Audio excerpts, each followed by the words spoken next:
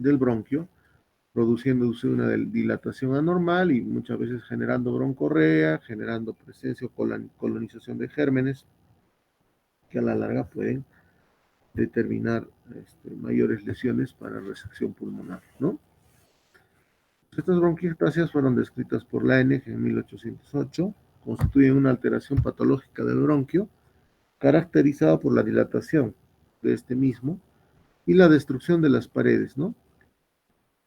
Asimismo, estos segmentos afectados por estas bronquiectasias pierden la capacidad de motilidad del árbol mucociliar, ¿no? Del aparato mucociliar, y esto puede generar, como vuelvo a repetir, presencia de infecciones a este nivel, ¿no?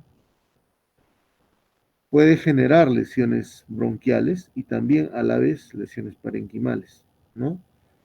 Pues la presencia de gérmenes puede generar neumonitis, neumonías a la larga, contribuyendo a esta lesión ya persistente, ¿no? Las causas pueden ser múltiples.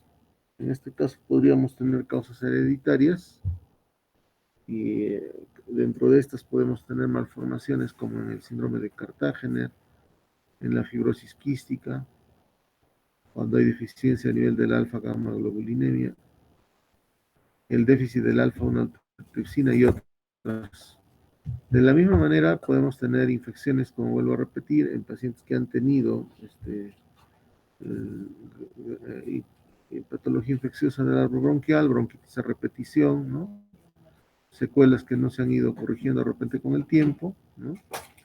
Hay alteración del movimiento mucociliar, retención del material purulento, necrosis de la pared bronquial. Esa necrosis puede dar a destrucción, fibrosis y dilatación, ¿no? Y este proceso, como vuelvo a repetir, va incrementando la presencia de gérmenes. Hay gérmenes agresivos como los estafilococos, los anaerobios, gram negativos, el bacilo de Koch. Y bueno, aquí lo que está ocurriendo también en los niños, ¿no? Infecciones virales que pueden ser causa de bronquiectasia, no se sabe todavía a la larga si, por ejemplo, el COVID puede generar este tipo de lesiones, que podría ser el COVID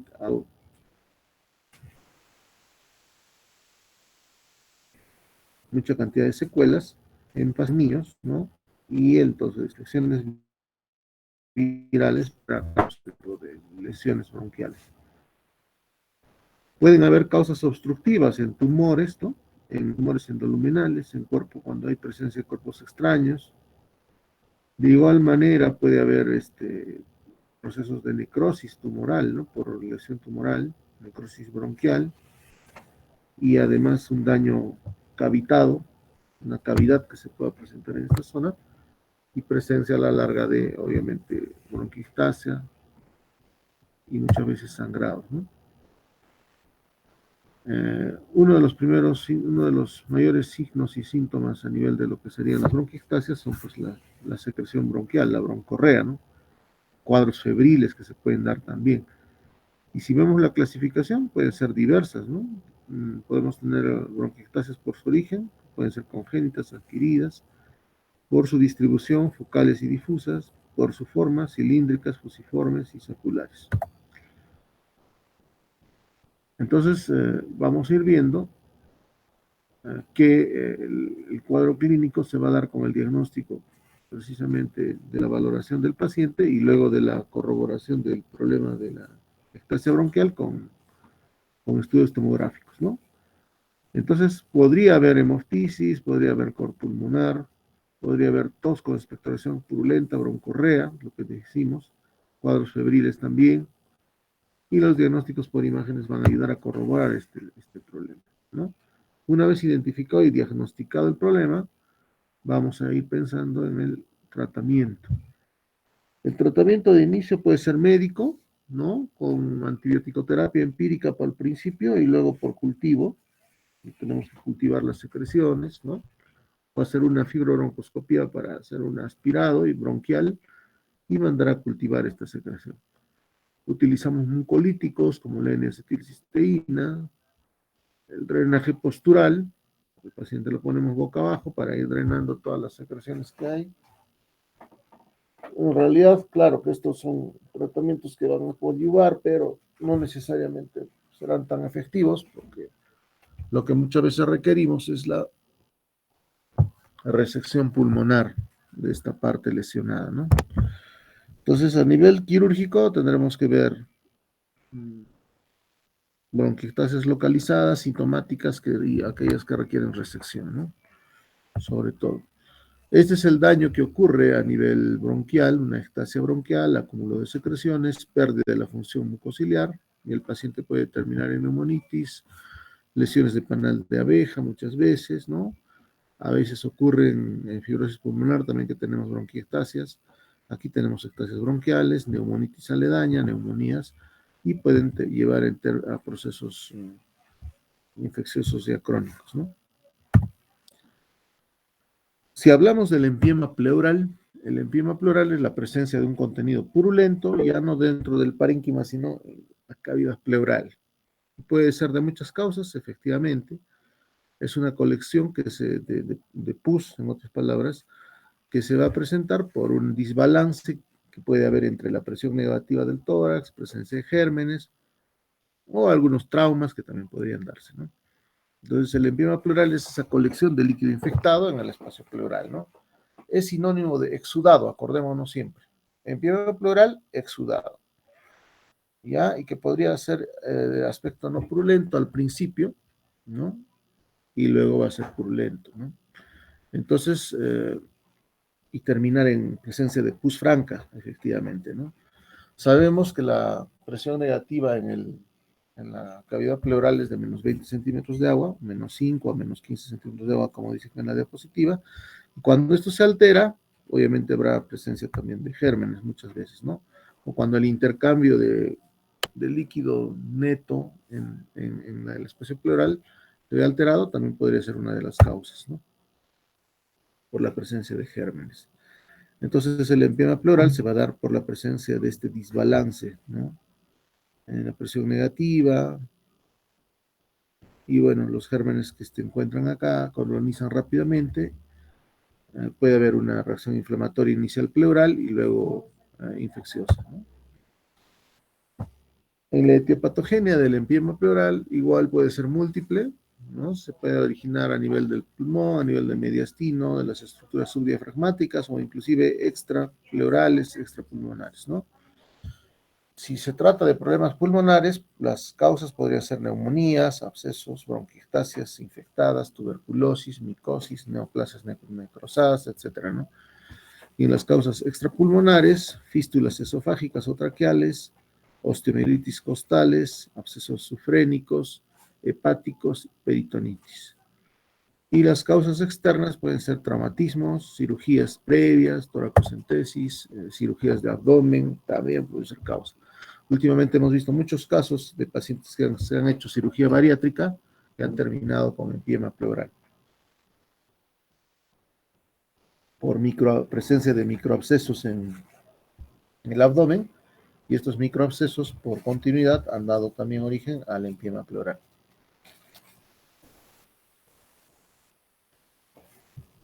Este cuadro es importante porque vamos a ver las etapas o los estadios de cuando se llega al empiema pleural.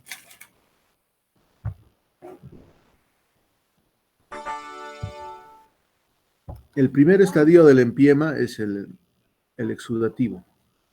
Luego viene el fibrino purulento y luego el organizado. El estadio exudativo es el inicial. Aquí tenemos presencia de líquido acuoso.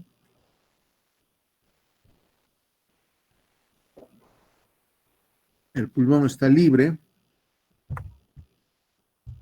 Y es un proceso que puede durar hasta 2 días, ¿no? 2 a 3 días, 48 horas por lo general. Acá tenemos que utilizar los criterios de Lyme o bien el análisis citoquímico. Acá puede haber un pH menor de 7.1, el LDH mayor a 1000 unidades por litro, la glucosa menor de 40, ¿no? Y la celularidad mayor a 1000 células por ml. Entonces, este es un aspecto exudativo a ese nivel o en este estadio. Luego viene el fibrino purulento. El estadio fibrino purulento Ya se da inclusive desde las 48 hasta las 3 semanas. El líquido es turbio, espeso, aparecen capas de fibrina sobre la superficie de las pleuras, disminuyendo la motilidad de las pleuras, obviamente, y pueden darse tabicaciones, ¿no? En la etapa fibrina purulenta. Y el estadio organizado, acá ya vemos capas de fibrina que cubren las serosas, fibrosan toda esa parte de la pleura, hacen como una capa o una corteza, ¿no? Que constituyen el llamado pil de fibrina. El pulmón se haya atrapado, la pus es evidente, a partir de la tercera semana se presenta este estadio, ¿no? Y obviamente este proceso requiere primero un drenaje pleural y de repente luego una toracotomía más una decorticación, ¿no? Clínicamente se hallará un síndrome de derrame pleural, puede haber fiebre, inclusive sepsis, ¿no? Y se deben recolectar o recoger los datos que orienten hacia la posible causa del empiema, que puede ser una neumonía, un proceso infeccioso abdominal, traumático, etcétera, ¿no? Las radiografías mostrarán imágenes compatibles con derrame, igual las tomografías. Acá se tendrán que realizar toracocentesis, drenajes pleurales, ¿no? Efectivamente, la toracocentesis ayuda bastante porque en un principio podemos básicamente realizar una punción y ahí podremos darnos cuenta de que hay presencia de colección purulenta. Entonces, bueno, y el examen, obviamente, el gol estándar acá en estudios son las tomografías, son los estudios más fidedignos, ¿no? Nos van a ayudar a localizar muchas veces dónde se encuentra la presencia de pus, ¿no? Por otro lado, podemos también solicitar estudios ecográficos para determinar básicamente la ubicación de esa colección cuando está tabicada la parte donde se encuentran los empiemas, ¿no? Igual en el tratamiento vamos a ir viendo que podemos iniciar con antibióticos de forma empírica al principio y luego siempre por cultivo. Los cultivos pueden realizarse de la misma secreción purulenta o realizarse hemocultivos en una fase de fiebre, ¿no? En un momento febril podemos tomar un hemocultivo y realizar una inspección del germen, ¿no? Cuando está en el torrente sanguíneo. Identificado el germen, pues por supuesto podemos proceder a lo que es antibiótico terapia. En el caso del empiema pleural, la antibiótico terapia puede llegar inclusive de 4 a 6 semanas, ¿no? Inclusive 8 semanas muchas veces, para poder contener la parte infecciosa con el manejo de antibióticos.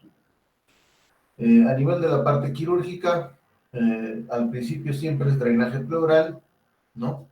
Lavados pleurales y la toracotomía, ¿no? El drenaje pleural se puede hacer un lavado pleural de igual manera y la toracotomía, que es como la decorticación, o el cierre de algunas fístulas bronquopleurales, que es otro tipo de manejo que se puede dar a este nivel.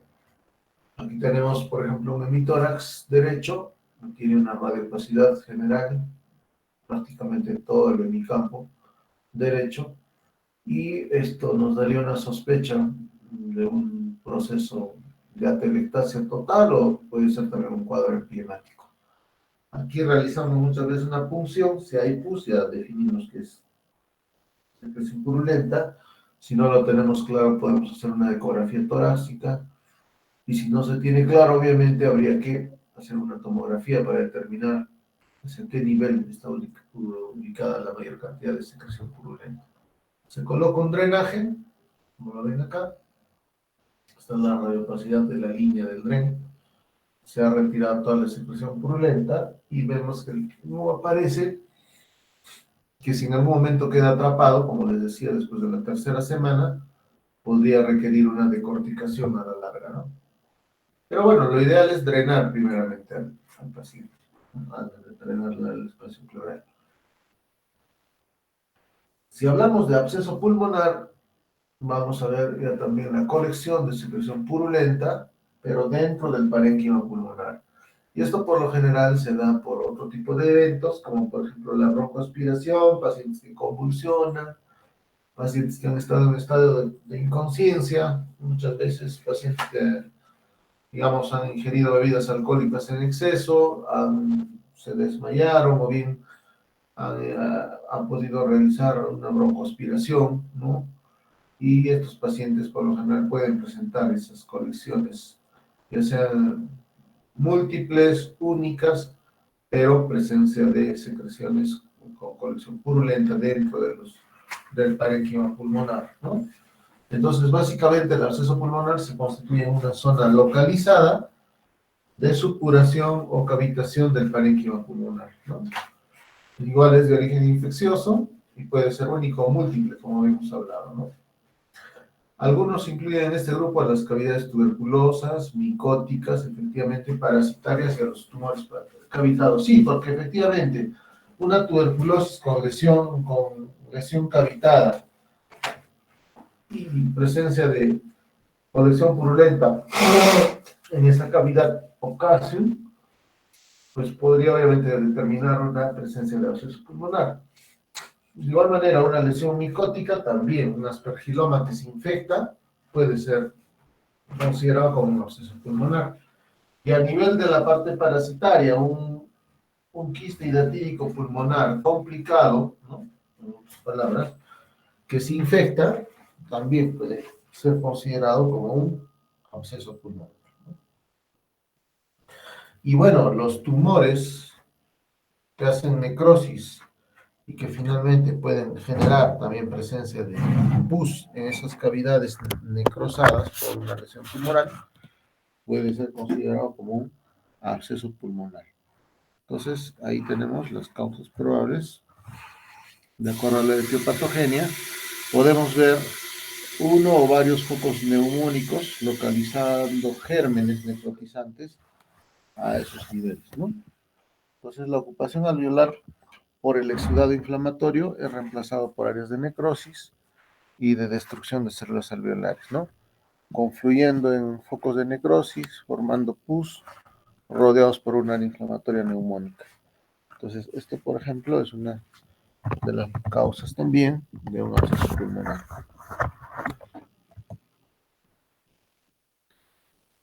Y lo que les señalaba, ¿no? La broncoaspiración es uno de los mecanismos por los cuales se presentan los abscesos pulmonares. Entonces, aquí vamos a ver una flora polimicrobiana con anaerobios, ¿no?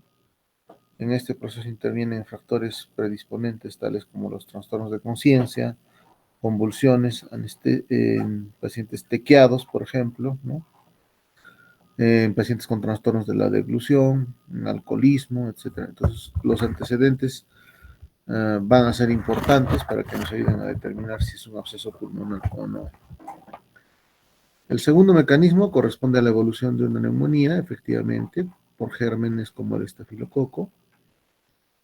Y bueno, la otra causa para la presencia de abscesos pulmonares también es la diseminación hematógena, ¿no? Por gérmenes provenientes de focos primarios a distancia, como en el abdomen, la pelvis o la piel, ¿no? Son caracterizados por los abscesos múltiples y de pequeño tamaño muchas veces. Estos focos de absceso pulmonar múltiples muchas veces vienen de abdomen cuando son pequeños, ¿no? Y bueno, la localización pues dependerá del mecanismo de origen, efectivamente, ¿no? Dónde se ha realizado la broncoaspiración, si ha sido abdominal será más en las bases de los pulmones, si son posteriores, en trastornos de conciencia también serán en segmentos posteriores, ¿no? Etcétera, ¿no? Y acá hay claramente también una indicación. Cuando vemos un absceso en el lóbulo medio de la língula, en el lado izquierdo o en el lado derecho, ¿no? Se debe sospechar de un fenómeno obstructivo localizado. Entonces, si en el lado derecho hay obstrucción en el lóbulo medio, entonces uno puede sospechar que podría haber un proceso obstructivo tumoral. Igual cuando hay un absceso localizado en la língula, o sea, en el lado izquierdo, en el lóbulo superior, podemos sospechar de un proceso obstructivo localizado. Bueno, la clasificación de los abscesos pulmonares pueden ser abscesos primarios, que estos pueden ser aspirativos o posneumonía, y abscesos secundarios, que deben a focos extratorácicos.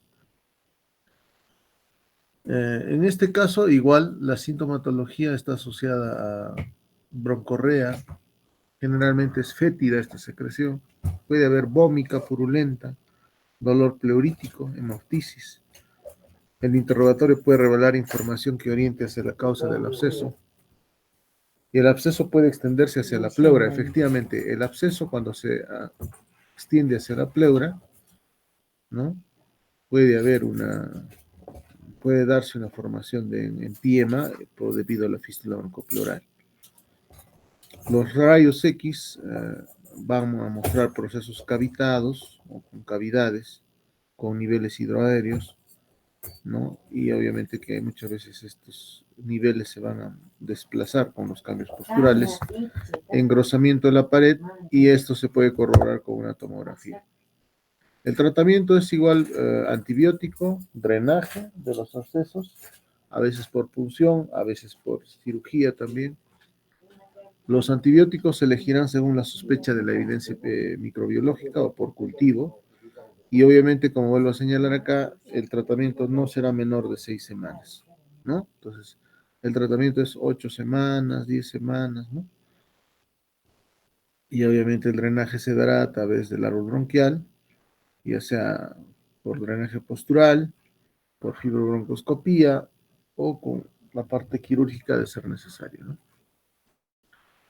Entonces, sí, efectivamente algunos de estos casos son candidatos a cirugía pulmonar si no cede la infección o la hemoptisis, ¿no?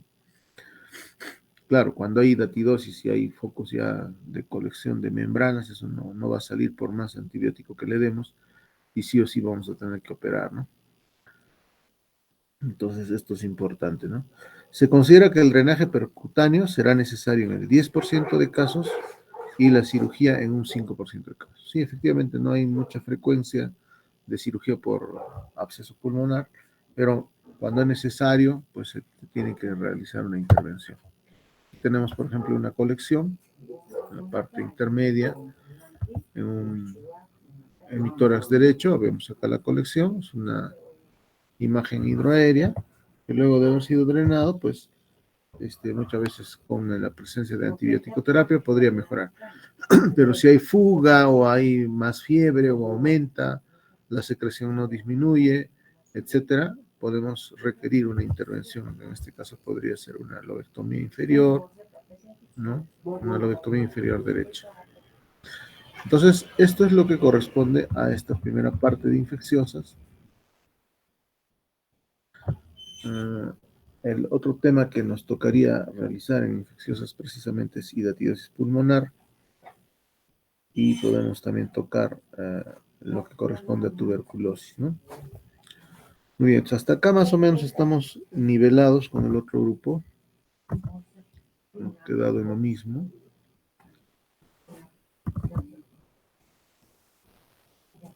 Aquí veamos.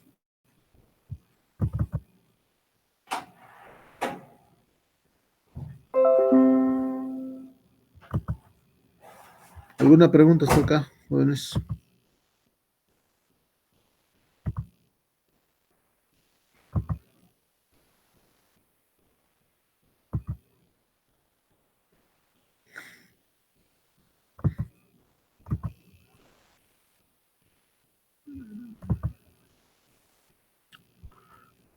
¿Cuántos alumnos somos en el curso? Doctor, 46, doctor. Estamos en la mitad. ¿No podían? ¿Qué te dijeron? No, doctor, nadie me dijo que tendría algún curso. Parece que está demorando en ingresar, doctor. Mm. Lo digo por el tema de seguir avanzando, porque si vamos a seguir avanzando, de repente se perjudican varios, ¿no? Se está grabando la clase, doctor. Vamos a pasarle a mis compañeros. Ujú. Sí, doctor. Ya estaremos avanzando entonces algo más, ¿sí? A ver, cuando hablamos de patología infecciosa podemos tocar también las hidatidosis pulmonares. Las hidatidosis pulmonares se pueden dar como una causa infecciosa de un parásito que ustedes ya saben, que se da por la Taenia echinococcus, ¿no? La hidatidosis es sinónimo de equinococosis, enfermedad hidatídica, quiste hidatídico, etcétera, ¿no? Se da por una parasitosis animal transmitida accidentalmente al hombre dentro del ciclo de la zoonosis. Esta zoonosis se debe al parasitismo de la larva Taenia echinococcus y bueno, y sus clases, porque tiene varias familias, ¿no? Dicha larva adopta la forma de una vesícula esferoide, conocida con el nombre de hidátide, y aquí vemos que esta Taenia echinococcus es un platelminto, es un céstodo, pertenece a la familia de las tenias, el género es Echinococcus, las especies tenemos al granulosus, que se evidencia en 1782 por Goss, es el agente más importante, la Echinococcus granulosa, ¿no? Cuando esta patología se siente en los pulmones, se denomina hidatidosis pulmonar, ¿no? Entonces, cuando adopta forma adulta, esta tenia es hermafrodita, habita en el intestino de algunos mamíferos carnívoros, especialmente en el perro, y bueno, existen varias especies, como decíamos, la Echinococcus granulosus, que es la más frecuente en nuestro medio, que es la Echinococcus hidatídica, la Echinococcus o el Echinococcus multinocularis, que es una Echinococcus alveolar, que es más pequeña, la Echinococcus patagonicus, la Boyeli oligartus. Acá, por lo menos en Perú, lo que hemos encontrado es granulosus, patagonicus, en algunos casos multilocularis también, Boyeli oligartus, poco frecuentes, más en África, en la India, otras regiones, ¿no? Entonces, la Taenia echinococcus granulosus tiene esta longitud, varía entre 3 a 6 milímetros, ¿no? La última porción del cuerpo grávido contiene entre 500 a 800 huevos. Estos huevos se expulsan por las materias fecales del perro, contaminando el suelo, de donde son adquiridos por los huéspedes intermediarios y accidentalmente por el hombre. La forma larvaria es embrionaria. El huevo ingerido llega a la primera porción del intestino delgado, donde aquí se libera el embrión hexacanto, el cual con sus 6 ganchos se abre camino a través de la pared intestinal en procura de los vasos sanguíneos de la vena porta, y luego va por las suprahepáticas hacia la parte pulmonar, ¿no? Entonces ese ciclo muchas veces ya es muy conocido en parasitosis cuando ustedes han llevado, ¿no? Entonces es importante conocer no solamente la configuración estructural de la tenia, sino también de la hidátide, ¿no? Entonces una larva hidátide con área hidatídica, con lo que son los embriones, con el excólex, ¿no? Entonces acá habrá la larva hidátide, vive en el hígado de los pulmones, de la oveja, del vacuno, del cerdo, del hombre, ¿no? Entonces una vez que la circulación, el embrión está transportado pasivamente hasta el hígado, es un primer filtro, y si lo franquea, llega a través de las venas suprahepáticas, como decíamos, estas a la vena cava inferior y luego al corazón derecho.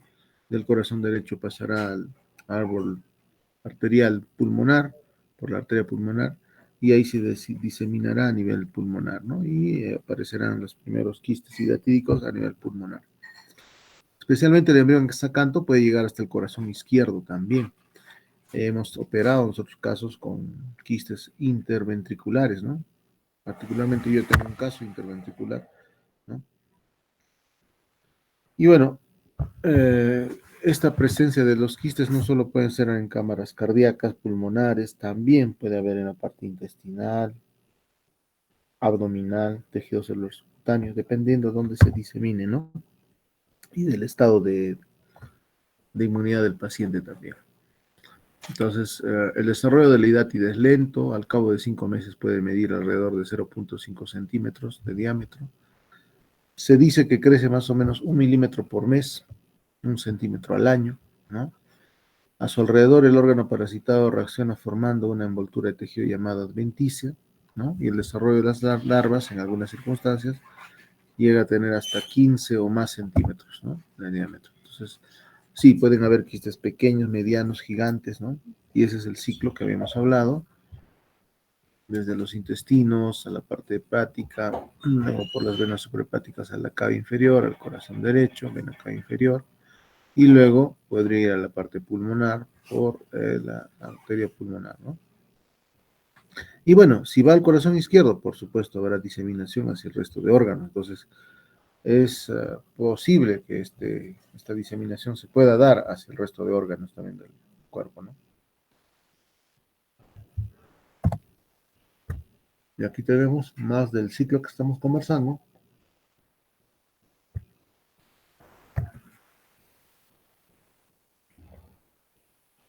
Entonces, si vemos desde donde querramos empezar, ¿no?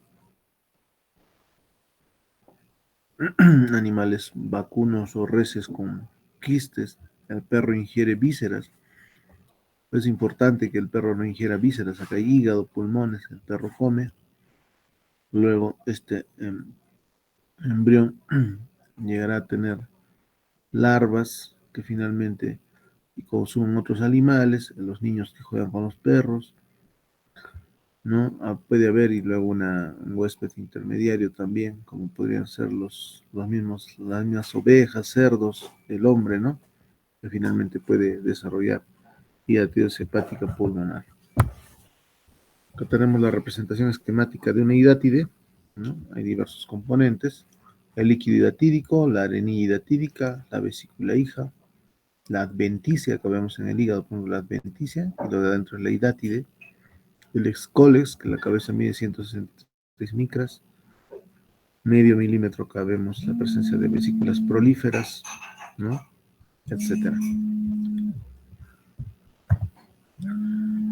Bueno, básicamente este sería un poco lo relacionado al ciclo, ¿no? Entonces la clínica en lo que es hidatidosis pulmonar puede haber, el dolor a veces es mínimo, no se siente mucho la molestia, por eso que a veces el paciente ya llega cuando el quiste está muy grande o cuando sea complicado, ¿no?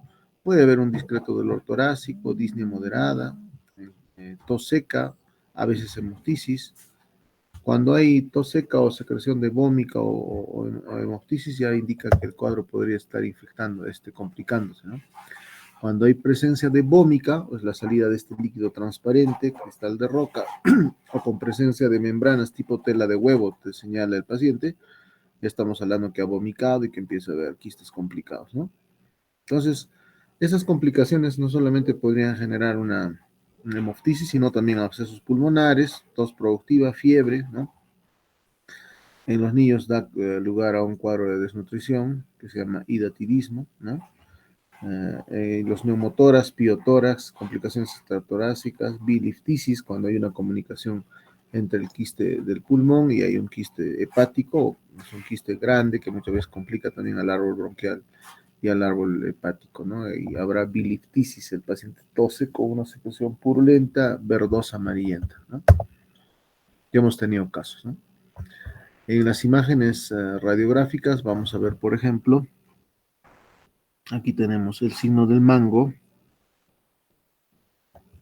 el signo del camalote, en el B, ¿no?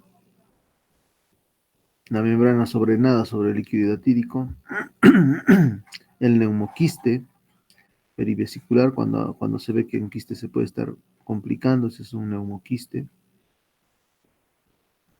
Luego en la D vamos a ver el signo del doble arco, ¿no? El superior corresponde a la adventicia y el inferior a la hidátide, ¿no? En la E vemos el signo del doble círculo, ¿no? El doble sol. Se evacúa totalmente muchas veces el contenido líquido, ¿no? Y el círculo externo corresponde a la adventicia y el interno a la hidátide insuflada.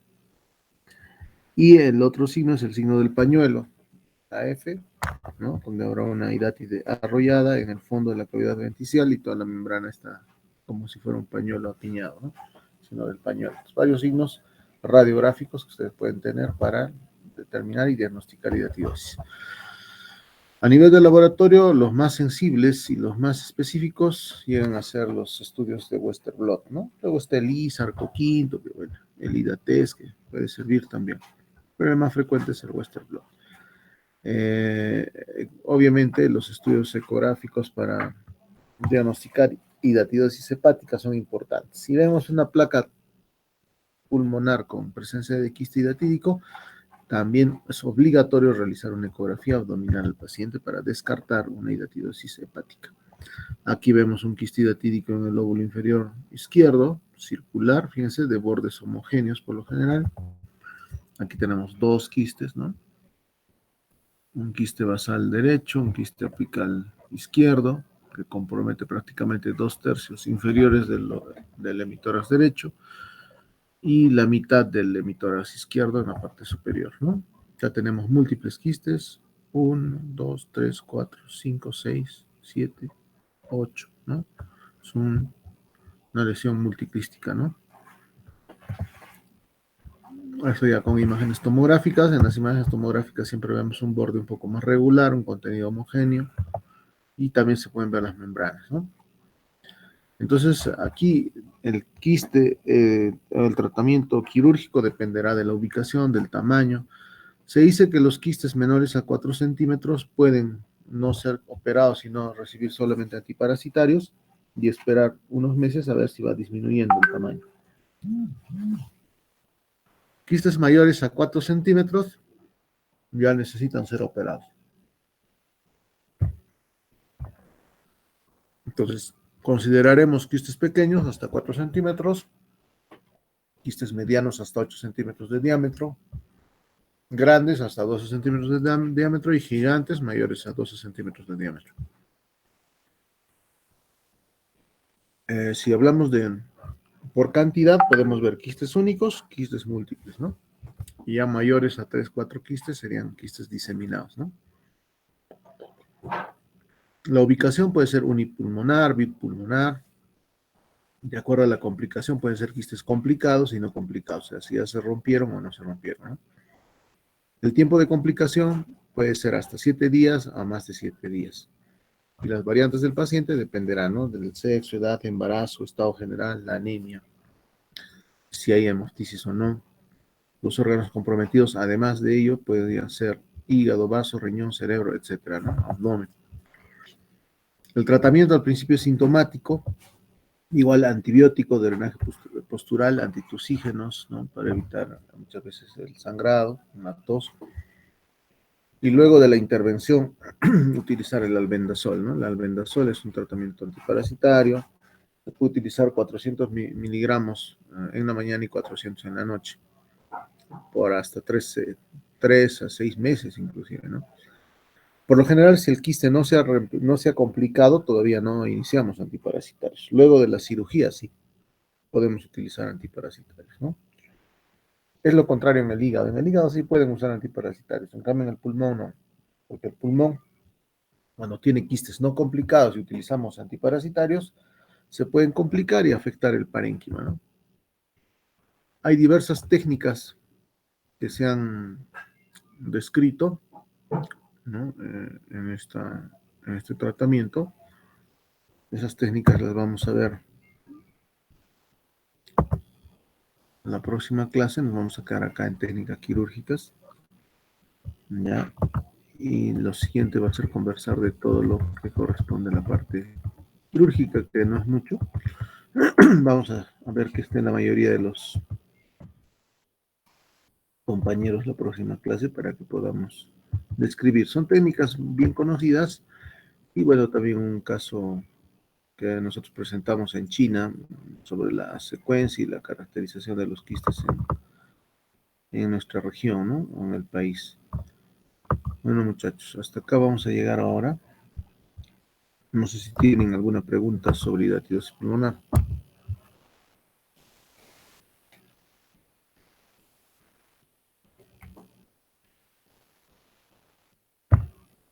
Yo, doctor, tengo una pregunta.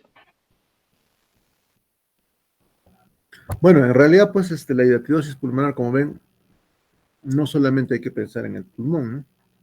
Cuando ya vemos una lesión parasitaria pulmonar, hay que ir pensando en hígado, abdomen, y van a ver que hay casos inclusive intracardíacos, ¿no? Hemos tenido casos de trombosis arterial por hidatidosis pulmonar. La cantidad de quistes que se pueden presentar como si fuera una quinoa graneada, igualito en las arterias femorales, ¿no? Entonces, en realidad sí es un patógeno bastante importante cuando tenemos que ver parasitosis, ¿no? Muy bien, muchachos. Entonces, hasta acá vamos a llegar ahora en la clase. ¿Cuándo ustedes están decidiendo vuestro examen? Doctor, buenos días. Doctor, estamos pensando para el día jueves. Jueves, ¿y Y hasta cuándo hay para entrar las notas? en, en cursos integrados como cirugía y medicina interna, doctor, no hay una fecha exacta. No hay fechas para entregar primero o segundo aporte. Al final ya se suman las notas ya al final del semestre. Como son integradas, Ajá. son 4 cursos en uno. Sí, así es, doctor. Ah, sí, sí, en este caso no hay mucho problema con los tiempos, ¿no? Sí, sí, doctor, no hay El problema. semestre, ¿el semestre hasta cuándo está programado más o menos? Hasta fin de año, hasta diciembre. Diciembre, doctor. La fecha exacta lo tendría que buscar. Sí, pero diciembre. Ya, ya pues listo, no hay problema. Eh, Quedamos haciendo. entonces, doctor, en la clase haríamos de 2 a 4. Terminaríamos el siguiente jueves. Claro, la O, siguiente recién pues lo terminamos. o podemos terminarlo antes, doctor. Quedar un día martes o algo así para dar el jueves. ¿Se puede? Con ideativos más. Lo que pasa es que el primer parcial va a ser hasta la parte de bronquiectasias, todo eso, ¿no? Ujú. O dar, Ujú. hacer el jueves, doctor, y dar el domingo, examen el domingo. Esa sería una opción, doctor, ya que vamos a terminar el jueves. Mm, Podría ser, pero el tema es que, bueno, vuestros compañeros, por ejemplo, van a dar el día de mañana, ¿no? El día de Sí, domingo, perdón. sí, doctor, pero como no habíamos terminado el temario aún. No, lo que pasa es que con ellos estamos iguales, o sea, estamos hasta la parte de... Ah, Claro, si damos el día domingo, damos más hidatidosis pulmonar. ya, doctor. Entonces, si damos el jueves es hasta ahora, hasta lo que hemos avanzado hoy día, Claro, hasta bronquiectasias, hasta empiema, ¿no? hasta en PM. Ya, doctor, entonces le comunico la fecha, voy a conversar con mis compañeros para Ya. dar. Ya, doctor, entonces si es hasta hoy, sería hasta en PM, hasta. Ya, listo, doctor. Hasta Doctor, acceso disculpe, pulmonar, todo. las diapositivas nos podría pasar, por favor. No tenemos. ¿No les ha pasado a ustedes? ¿Qué diapositivas les falta? Todas, doctor, A ver, voy a ver. por favor. Qué raro, porque ya pasé un grupo, debe ser al otro grupo que pasó. Sí, al otro grupo que va a dar el domingo, doctor. No, no nos pasa. A ver, te voy a pasar acá. Vamos a ver. Tenemos.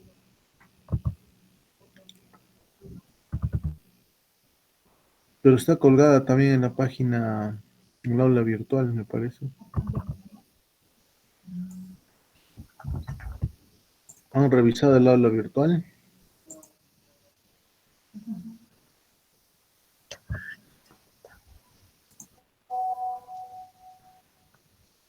El aula virtual tienen colgada ya las exposiciones. Ahora vamos a ver qué cosa faltaría acá. Sí, está, bueno, en el aula virtual está anatomía quirúrgica, está trauma torácico. A ver, acá se los voy a pasar. Traumatismo vascular periférico. Ahí te estoy pasando. También imágenes úlceras. No sé si también creo que está colgado. A ver, revisen el aula virtual. Acá tengo. Ya te estoy pasando traumatismos vasculares. Te estoy pasando infectología en cirugía de tórax. Estoy pasando úlceras, varices. Varices también está colgado, si más no me acuerdo. Doctor, solo subió tres diapositivas. ¿Cuáles? A ver. varices, anatomía y creo que cirugía pulmonar, algo así. No, no, trauma, ¿o no? Creo que sí, doctor. Es lo que vamos a dar, pa. Úlceras también creo que he subido. Úlceras me parece que también he subido. Úlceras, no, doctor. ¿No está? Ahí te lo paso, úlceras, ¿ya? Ya te estoy mandando ya. Comparte con tus compañeros. Ok, doctor. Úlceras. Gracias. Ya. Traumatismo torácico también ya está subido, creo. A ver, fíjense. Sí, doctor, está trauma torácico. Trauma torácico, faltaría el trauma vascular abdominal. Ah, trauma vascular. No, doctor, está trauma torácico, varices y anatomía quirúrgica. Ya, entonces trauma vascular se los paso. Trauma vascular abdominal y periférico hemos hecho, ¿no? Sí, doctor. Trauma vascular. Ahí te paso.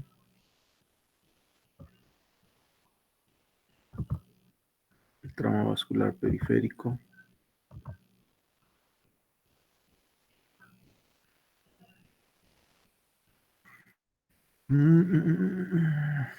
Traumatismo vascular periférico. A ver, trauma de tórax ya está.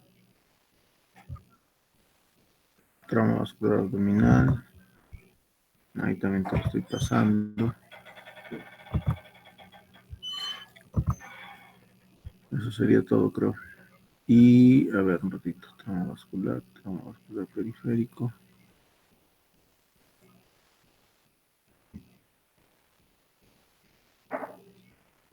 Traumatismo torácico.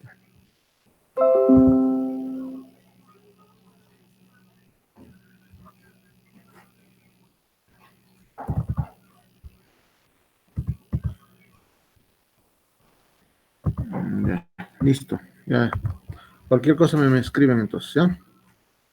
Listo, chicos. Compartan lo que les acabo de mandar. Está bien, doctor, gracias.